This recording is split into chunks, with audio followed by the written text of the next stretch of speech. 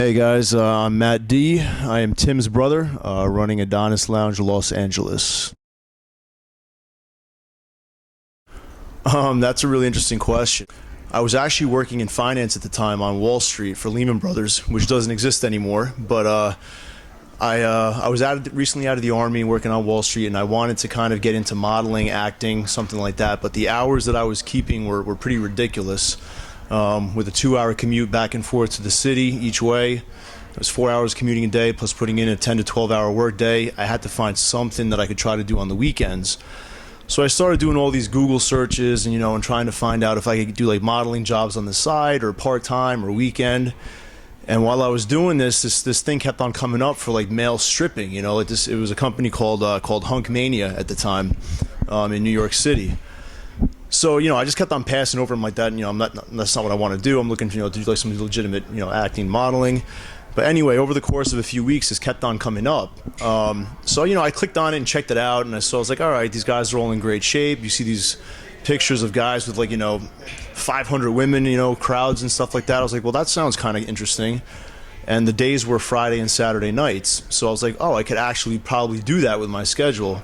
So I sent in a picture, not really expecting very much out of it, and they contacted me. And within a couple of months, I was working at Hunk Mania as one of the lead dancers, worked my way up to MC and headline dancer, and the rest is history. At the time, I was in L.A. and I was working at a pizza joint at night. Meanwhile, I have a $100,000 college education in international relations, but I had this, this delusional dream that I was going to be the next action star or something like that, trying to pursue acting in L.A. And Tim kept on, hammering in my head, hey man, once in a while he'd drop a nugget about Adonis and, maybe Adonis L.A. And I'm like, down the road.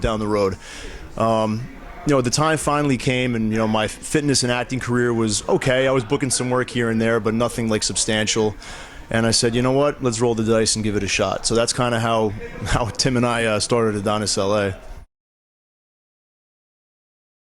Actually, no. It was kind of weird when I first started. Like, I actually, when Tim started Adonis Lounge in Brooklyn, I actually worked for him a couple times. I actually danced for him, or not for him, but I danced, in the gay crowd. And I actually worked at Club 20 back in the day. Tim and I have a very, very close relationship. Not like that, just so you know. I basically checked all the boxes that you're supposed to check, in terms of American society. I mean, I did well in high school, scholar athlete, went to college at Tufts University, majored in international relations, got my degree. I was in military, I was an Army officer, got commissioned as an officer, came out, worked on Wall Street, so I was checking all the right boxes.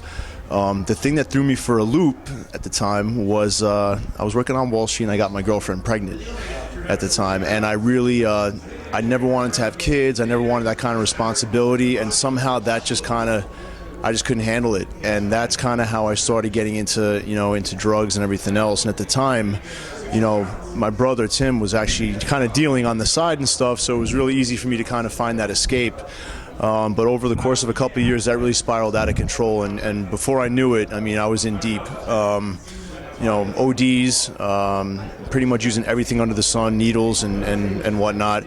It took me 2 rehabs to get my act together, over 10 years of doing drugs and everything, and that kind of led me into the whole stripping world as well, because it's just, it's party central, and that's almost kind of like accepted, in a way.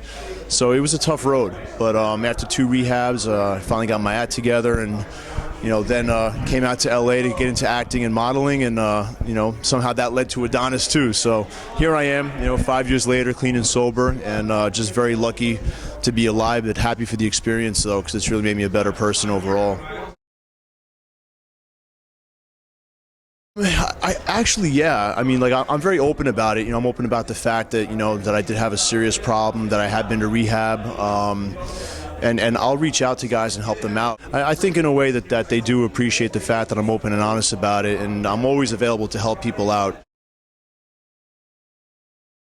Yeah, I actually do.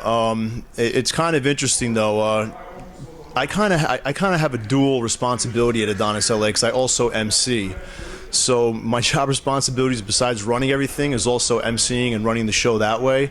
So you'll see me running around with a clipboard in one arm and a mic in the other, and I'm running back and forth to the door and the rooms and handling all the show, minute-to-minute issues during the show. So it's just not possible for me to dance, even though I get that request a lot. But I know Tim did that at the very beginning when he started Adonis Lounge. But LA is pretty busy now at this point, so I definitely have my hands full just trying to manage what I'm doing there.